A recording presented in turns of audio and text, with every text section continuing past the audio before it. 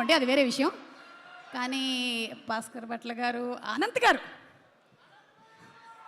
మీరే.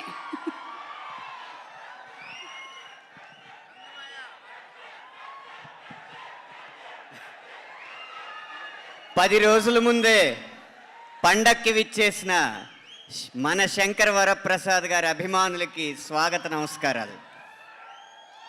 ముగ్గురు గురించి మాట్లాడి ముగిస్తాను. మొదటి వ్యక్తి, సినిమా విడుదలకు ముందే పాట 35 మిలియన్లు దాటి 45 మిలియన్లకి దూసుకుపోవడానికి కారణమైన సంగీత దర్శకుడు భీమ్ సిస్రోలియో గారు. ఇంత వేగంగా నడిచే పాటలో కూడా ప్రతి పదాన్ని వినిపించేలా పాడించినందుకు శశిరేఖ పాట స్వరకల్పన గానం చేసిన భీమ్ సిస్రోలియో గారికి నా కృతజ్ఞతలు.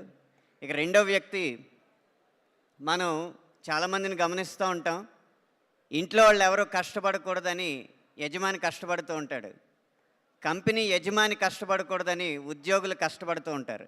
కానీ ప్రపంచంలో ఒకే ఒక వ్యక్తి ఆయన ప్రేక్షకులు కష్టపడకూడదని కష్టపడుతూ ఉంటాడు. ఆయన దర్శకుడు అనిల్ రావుపూడి గారు.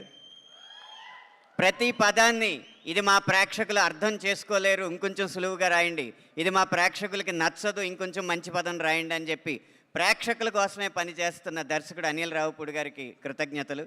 ఇక మూడో వ్యక్తి, ఈ పండక్కి తోడల్లుడు వెంకీ గారితో పాటు వస్తున్న పెద్దల్లుడు మన శంకర్ వరప్రసాద్ గారైన మెగాస్టార్ చిరంజీవి గారు. మీకు ఒక చిన్న వ్యక్తిగతమైన విషయం మీతో పంచుకోవాలి. ఈ పాటలో జరిగిన విషయం, చిరంజీవి గారు ఇంట్లో శశిరేఖ గారిని అనేక సందర్భాల్లో అనేక విధాలుగా పిలుస్తుంటారు. ఒక సందర్భంలో మనతో పంచుకున్నారు. ఆయన బాగా గంభీరంగా ఉంటే సురేఖ అని పిలుస్తారు, బాగా సరదాగా ఉంటే రేఖ అని పిలుస్తారు.